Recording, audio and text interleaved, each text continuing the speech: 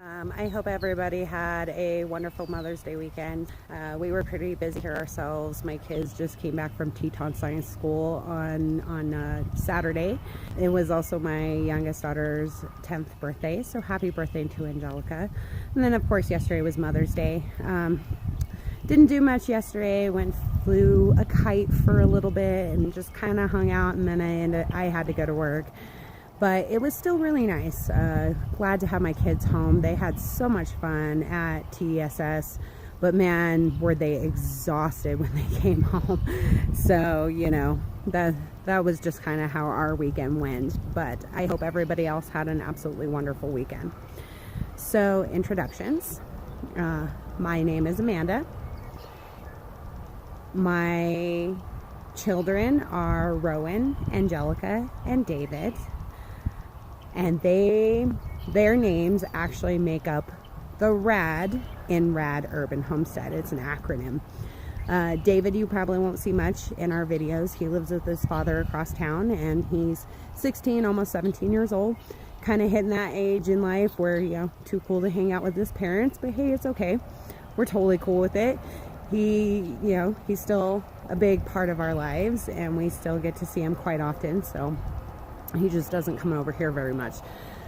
And then there's also my significant other, Mike, whom I met 3 years ago, about a year after we moved up here. We live in Southeast Wyoming. We moved up here from Southwest Colorado. So quite the climate difference. But the reason why we moved up here was basically to start life over, which is working out pretty well for us. We bought a house shortly after we moved here. Like I said, I met my partner like a year later, and we've been together ever since. And now we're just trying to start our homestead. Homesteading, something that I've always wanted to do ever since reading Little House on the Prairie books when I was a kid. And it's also kind of my retirement plan. But I'll tell you what, moving up here to a 4A gardening zone from a 6B gardening zone has been quite the education, to be quite honest. And I've basically had to learn gardening all over again because our growing season is very short here, 90 days on average, and it's not always a consecutive 90 days either. We sometimes get snow in June. We have even gotten snow in July a time or two. It is not surprising for it to snow in early September here. And so when it comes to getting your garden started, you have to be very choosy about your seed selection, about when you start your seeds, when you plant outside, because otherwise,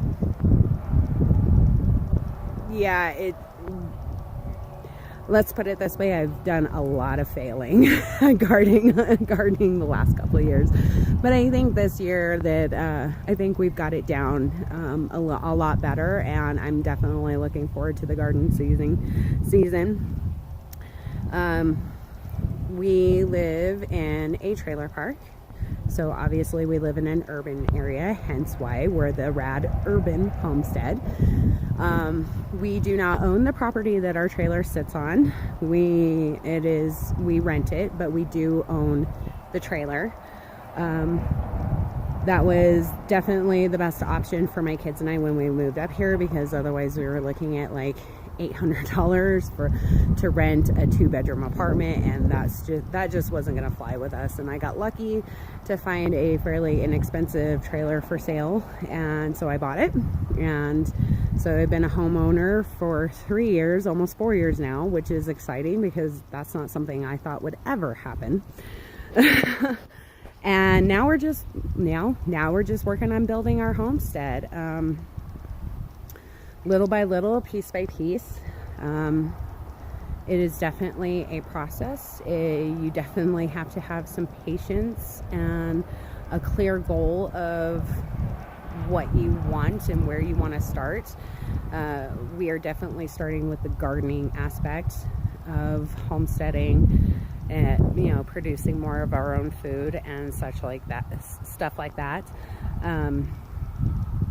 But the plans are in the works to work our way up to producing like our own meat and our own eggs and stuff. There's some hoops that I gotta jump in order to make that happen, but it's, you know, it's definitely doable. So yeah, that's who we are. You'll definitely learn more about our background and why we're doing what we're doing as time goes by and in later episodes. But for now, I want to take you on a quick little tour of what we got going on so far in the garden this year. It's getting really close to being planting time. Thank goodness. I'm so ready for it.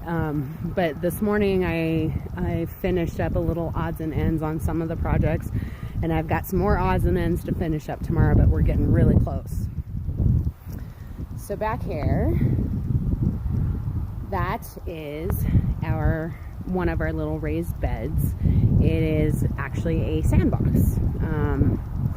It was given to us by the neighbor last year before, and it's just sat in the shed because my kids are getting a little old and a little big to be playing in a sandbox like that. My partner wanted to throw it away, and I was like, no, don't do that. I can totally use that for something. And then lo and behold, like a week or two later, Jess from Roots and Refuge Farm posted a video about making a raised bed garden out of a kiddie pool. I was like, see, told you I could use that.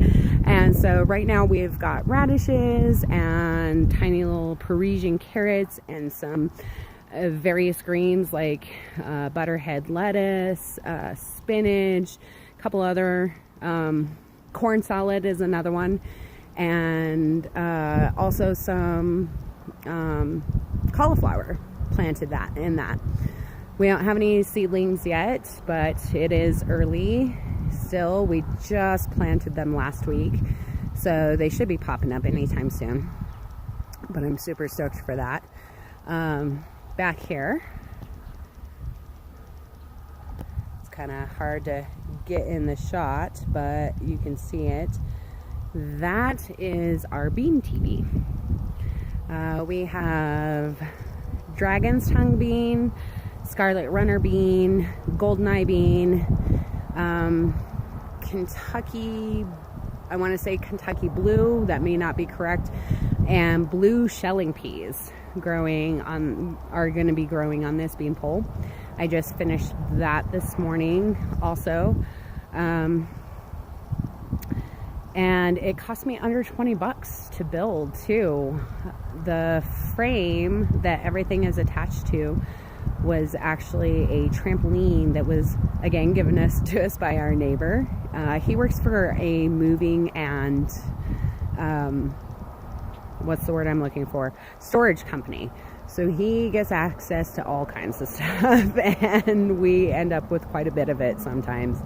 But it was a trampoline that he gave to my kids last summer, and it was starting to get a little small for them, and it was starting to fall apart because it was kind of old already when we got it. But I mean, it lasted them the whole summer, and it was great, and it was a lot of fun for them. But then it was getting to the point where it was dangerous for them to be using it. So I took it partially deconstructed it and made the bean teepee out of it to hold up our pole in the center there.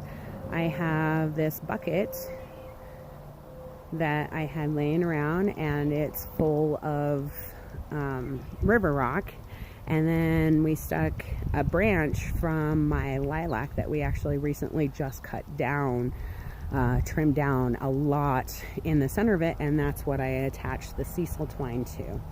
So all together, including soil and seeds, that setup cost me about $20, a little less than $20. The pots I already had, and then I had to buy the soil and of course the seeds and the sisal twine, and so all together it cost me about $20. Tires, those are actually going to one of our local tire shops tomorrow to be dismounted, and in a later video I'll show you what I'm going to do with those. Those were also for free. I acquired them through Facebook. Really handy tool for starting your garden. You can get all kinds of free stuff on there. Free soil. I have a whole bunch of soil in the back of my car that I haven't unloaded yet that I got for free on Facebook the other day because somebody was digging up their garden and didn't want the soil anymore and was like, here, come get it. And I was like, yeah, I'll take it. And so, yeah, like I said, you can find all kinds of rad free stuff on Facebook Marketplace. Okay, so come around the other side of my house. Back here, we have another garden bed. It is made with some logs that I had left over from a project I never actually finished a couple of years ago, and some cattle panel. Building this bed cost me $2. Like I said, I already had the logs. The cattle panel I actually salvaged from a trailer here in our trailer park where somebody had moved out. They weren't going to be allowed to return to get their stuff for whatever reason, and their stuff sat there for months and months and months. And I finally broke down and called the manager of the trailer park and was like, hey, can I go salvage some of that stuff from that trailer? And they're like, you better go get it because we're cleaning it out soon. So that's how I got the cattle panel. The $2 that I spent was on the brackets that actually hold the cattle panel up. They're attached to my house on either side of the window to hold the cattle panel up.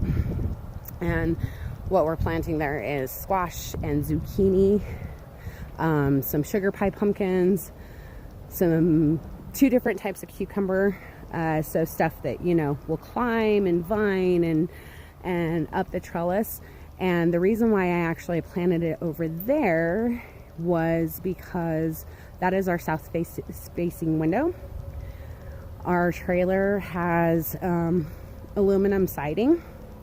So as you can imagine, it gets pretty toasty in there in the summertime. We do not have a swamp cooler. We usually just try to make do with fans, and it can get upwards. I've seen it get 100 degrees in our trailer in the summer here before.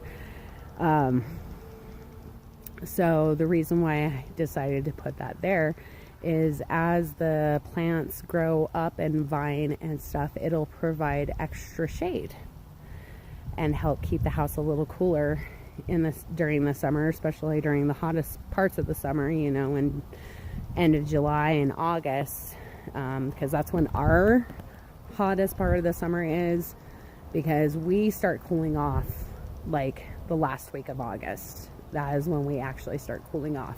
I wasn't joking when I said that our growing season is like super short here. And then back here, this is the front of my house now. Where all these cinder blocks are, that is going to be my tea garden.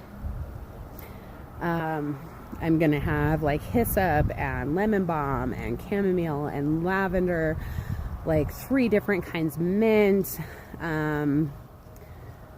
What else? A few other like herbs and flowers, and all perennials, so they'll come back every year and keep coming back every year.